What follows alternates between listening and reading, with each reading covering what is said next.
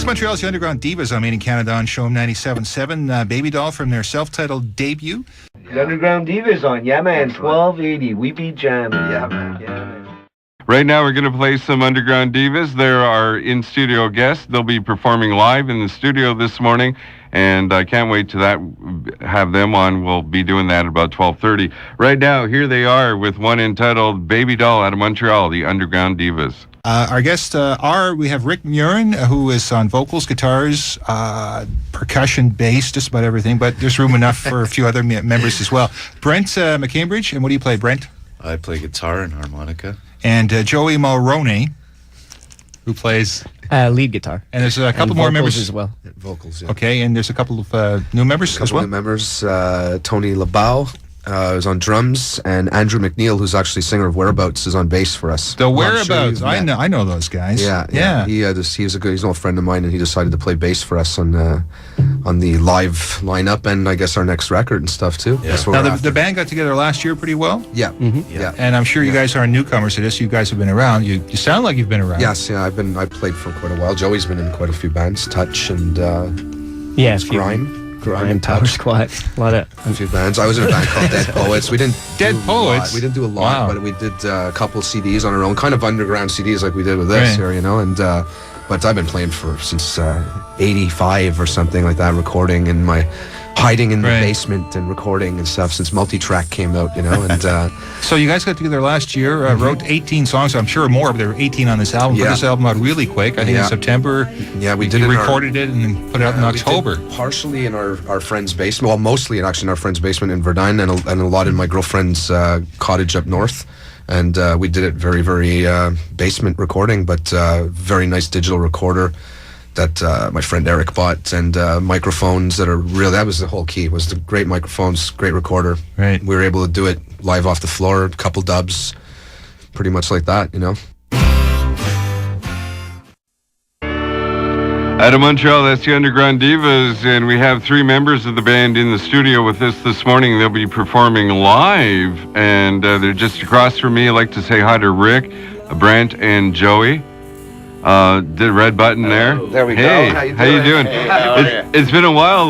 Last time you were in, it was about a couple of months ago. It was for the Yeah Man show. Yeah, great. And this morning we're offering the crowd a little something that's quite different.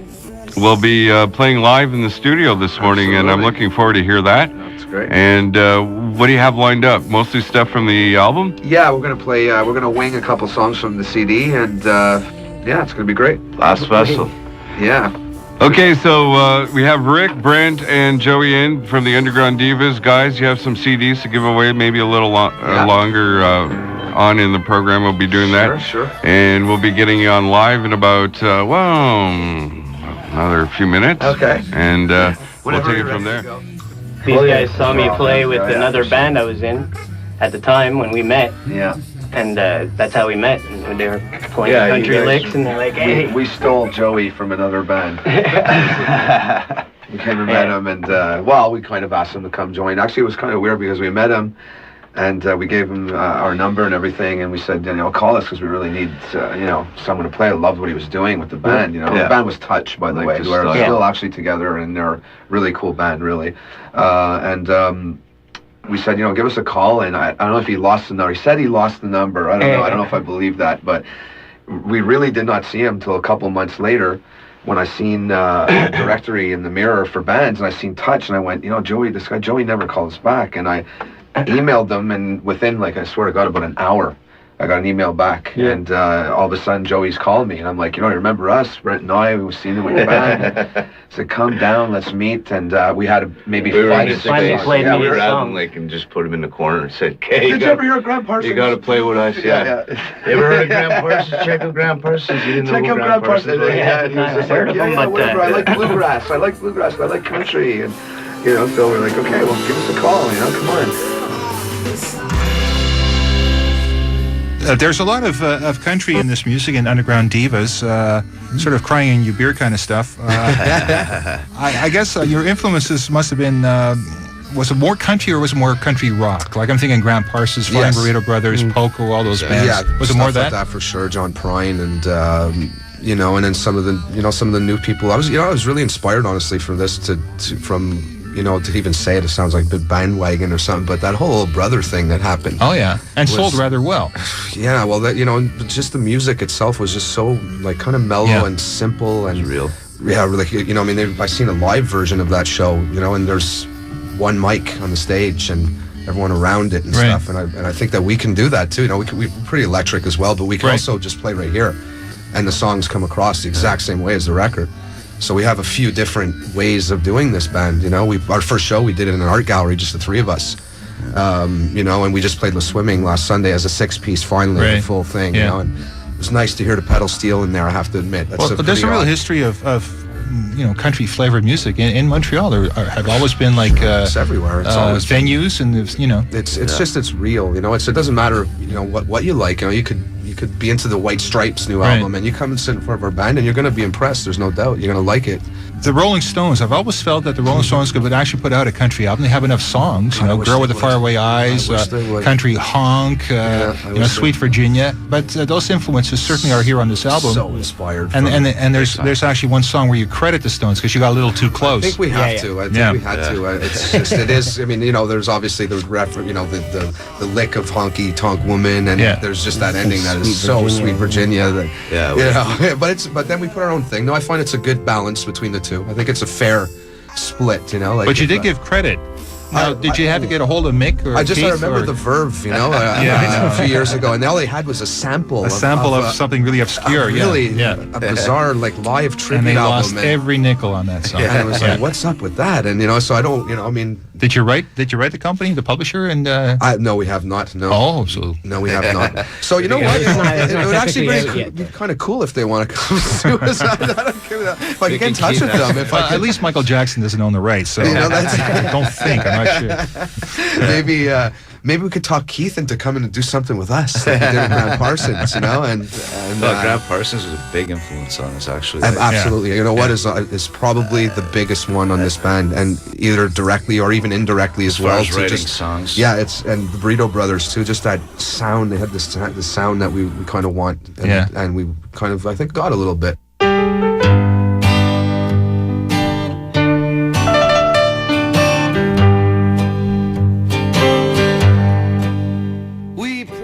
Recording in a big studio twice, and no, I didn't like the experience at all, actually, because I had no control over all the equipment and stuff, and I was so used to having my board and my Verb and my mic, and I know how to get stuff out of that, and I found that I was working with a guy who was actually very good, but we didn't seem to gel, so you leave with a bit of a sour.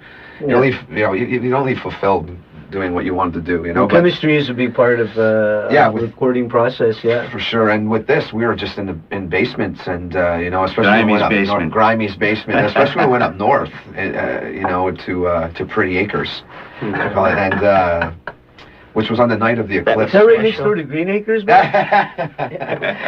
It's kind of left of center of Kitty Acres. No, it's that was great up north. That was great. Yeah, it was a little special. An eclipse when we were recording. Yeah, it was a night of the eclipse, and we started. I remember that was just so great. We're starting to record up here on this night, and we'd be able to stay up till 4 a.m, and we had a nice little makeshift mixing room. And nice big fire after. Big fire, great food. Yeah, there's something special about going up in the country. Like, I've never recorded there, but I have played several times up north, and it is magic. It's the best. It's got to be the air. It is the acoustics of the mountains. Oh yeah, it's really a rush. Loved it. Whether you're buzzed or not, man, it's just a real. My very special guest, hour number 2, local artist, Underground Divas. The Underground Divas launched this album in October in a church in Verdun.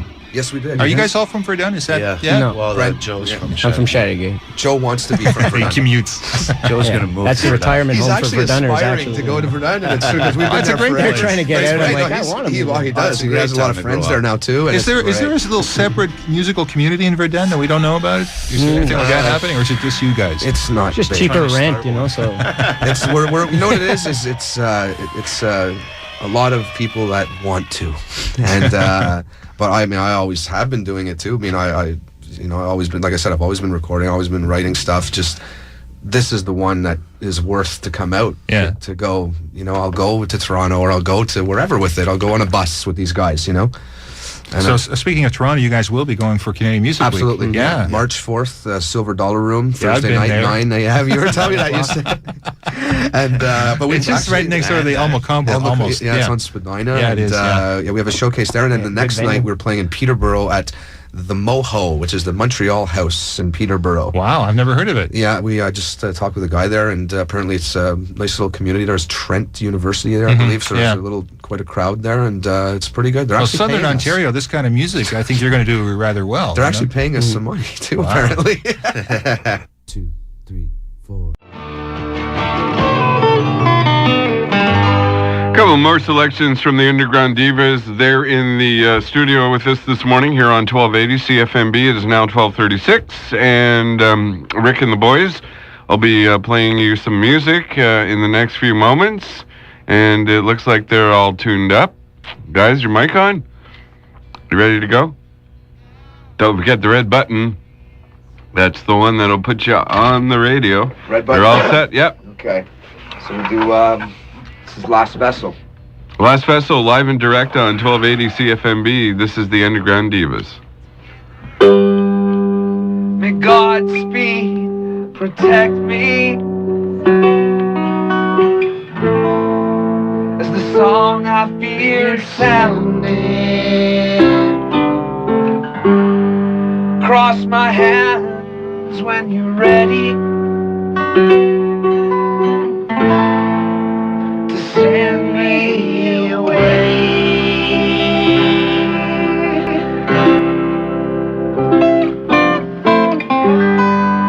The scores met with rose blood on this harlequin's requiem.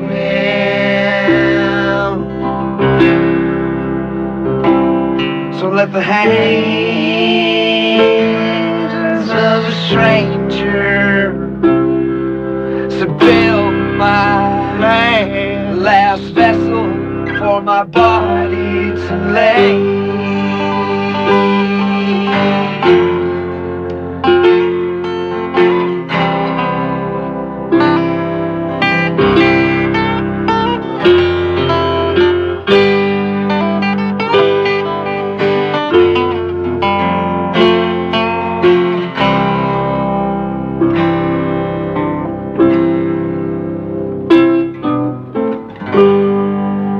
Bury me up the levee and carry me 12-handed. My guitar got too heavy for me to play.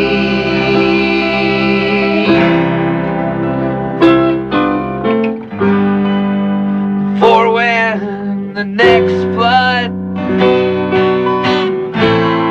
I'll descend up in the mud, and the wicked